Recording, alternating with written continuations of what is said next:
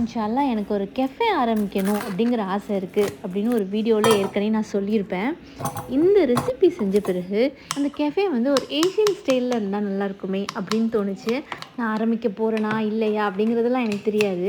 சும்மா ஷேர் பண்ணேன். காசா பணமா சொல்லுவோம், நடந்தால் சந்தோஷம். சரி, அப்புறம் இந்த ரெசிபிக்கு வருவோமா. இது வந்து ஒரு டம்ப்ளிங்ஸ் அப்படின்னு சொல்லலாம். மஷ்ரூம், க்ரீம் சீஸ் ஃபில்லிங்லாம் வச்சு ஒரு டம்ப்ளிங்ஸ் ரெடி பண்ணியிருந்தேன். ரொம்பவே நல்லா இருந்துச்சு. இதோட அவுட்டர் லேயர் வந்து ரைஸ் ஷீட் வச்சு தான் செஞ்சேன். இந்த ஷீட் வந்து நான் ஃபர்ஸ்ட் டைம் இப்போ தான் யூஸ் பண்ணுறேன். அமேசான்லாம் இருக்கிறதுனால இது வாங்க முடியுது. இல்லைனா எங்கள் ஊர் சைட்லாம் இதெல்லாம் கிடைக்கவே கிடைக்காது.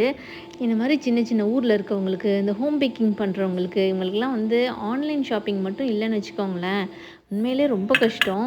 இந்த மாதிரிலாம் இருக்கிறதுனால தான் கொஞ்சம் வெரைட்டியாக ட்ரை பண்ணி டேஸ்ட் பண்ண முடியுது. இல்லைனா இதுக்குன்னு எங்கேயாச்சும் நம்ம போய் சாப்பிட்டா தான் உண்டு.